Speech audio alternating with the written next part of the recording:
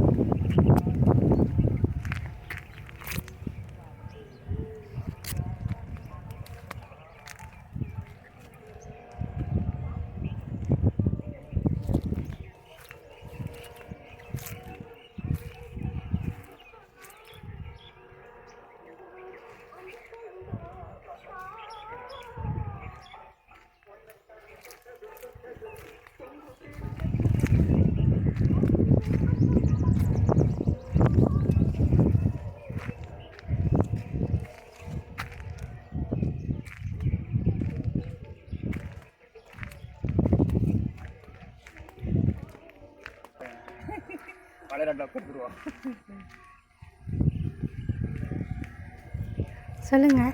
இதுக்கு இது என்ன இலக்கம் போட்டுங்கன்னா அந்த கொய்யா இது லல்லித்துன்னு ஒரு ஐட்டமாக இருக்குது, ஆர்காக இருக்குது, ஏகப்பட்ட ஐட்டம் இருக்குது. தைவான் ஒரு ஐட்டம் இருக்குது. 4 ஐட்டமாக இருக்குது. இது ஒரு ஏக்கருக்கு எவ்வளோ வருமானம் வர வருஷத்துக்கு ஒரு பூவுக்கு?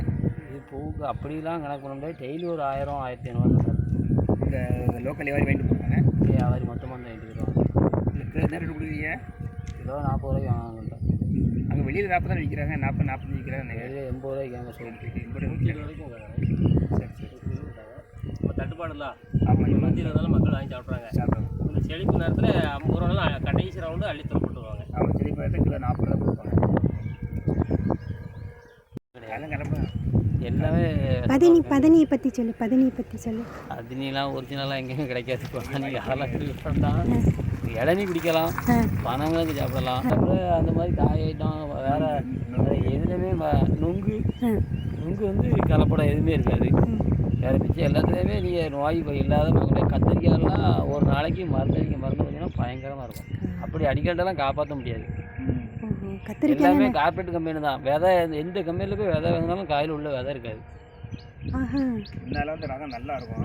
இப்போ கத்திரிக்காய் இதுக்கு முன்னே எனக்கு விவரந்த புதுசில் நாங்களே தக்காளி பழத்தில் கத்திரிக்காயிலேருந்து விதை எடுப்போம்.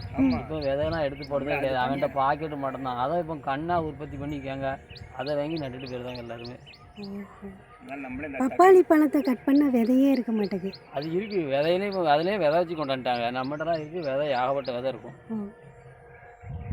நம்ம சின்ன பிள்ளைங்களெல்லாம் வச்ச பிறகு நாடுன்னு நினச்சி சாப்பிட வேண்டிய பிறகு நினச்சி.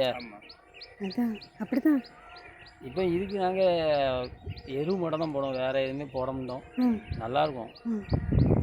என்ன ஒரு மாதத்தில் ஒருக்கா ஒரு உரம் பாய்ச்சல் ஒரு மாதிரி. நீங்கள் காலையில் எத்தனை மணிக்கு வந்தீங்க? நாங்கள் 6 மணி 5:30க்கு வந்துடுவீங்களா? வந்து தண்ணி பாய்க்கணும், களை இருக்க 2 நாள் டெய்லி 3 நாள் வேலைக்கு நிற்க முடியல. ஓ சரி சரி. இது எந்த இடம்? இது எந்த இடம் சொல்லுங்கள். இது முத்துகிருஷ்ணகிரி கீழ்புறம் மலைக்கு மேற்கோட இருக்குது. முத்துகிருஷ்ணகிரி.